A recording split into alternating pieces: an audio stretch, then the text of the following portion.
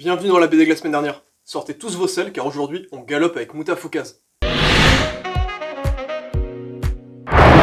Moutafoukaz c'est une bande dessinée scénarisée par Ron, au dessin Simon Hutt-T, et c'est édité chez le label 619. On s'en souvient tous et surtout les ferrovipates.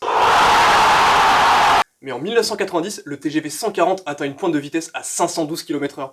Mais pourtant Burrito, il la met rapido à l'amende. Raconte-moi Moutafoukaz. On retrouve Angelino et Vince, sauf que cette fois-ci, on est en 1886. Eux, ce qu'ils veulent, c'est aller chercher de l'or. Au début de l'histoire, il y a Angelino qui fouille et tout. Hop, par miracle, il trouve une pépite d'or. Et là, il y a un gars chelou qui déboule et tout, et qui s'est rendu compte que les deux petits loustiques, ils avaient récupéré une pépite d'or.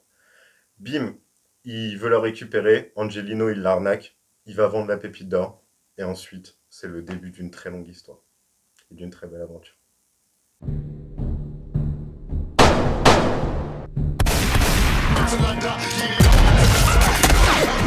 Pourquoi t'as kiffé Moutafoukaz? Et réponds honnêtement. Déjà, ça fait une BD de plus dans l'univers qui est Mutafukaz. Je vous ai déjà parlé de Mutafukaz 2, mais il y a aussi Puta Madre, Lobal Loca. En clair, l'univers s'étoffe une fois de plus. Et moi, du coup, déjà, juste retrouver les deux personnages, mais dans un autre contexte, qui est le contexte du western, j'ai trouvé ça trop cool et trop passionnant. Je vous ai dit qu'on retrouvait Angelino et Vince dans un western, et du coup, ce qui fait plaisir, c'est qu'on retrouve tous les codes du western. Il y a du très gros plan, il y a du plan d'ensemble, ça défouraille à gogo, ça va vite, il y a du méchant, il y a du chasseur de primes, il y a du muchos, pour les aficionados de Mutafukaz.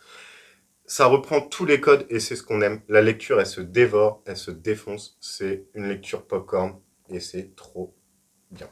Et pour finir, ce que j'aime, et c'est quelque chose que j'aime dans absolument toutes les BD du label 619, c'est qu'entre chaque chapitre, il y a des petites infos sur, par exemple, la presse locale de l'époque, où il retrace une histoire, par exemple l'histoire de l'esclavage ou la conquête des États-Unis par l'Espagne. Enfin voilà, et du coup il raconte des choses et du coup ça fait une petite pause dans la lecture pour réenchaîner dans cette BD fantastique. Merci à toi Axel pour ton super avis sur cette BD. Et vous maintenant, dites-nous en commentaire quel western vous êtes. Axel, est-ce que tu peux nous dire quel western tu es? J'aurais aimé te dire pour une poignée de dollars, mais en toute objectivité, retour vers le futur 3. Merci à tous d'avoir regardé l'épisode. N'hésitez pas à vous abonner, lâcher un like et à dans 2 semaines prochaines.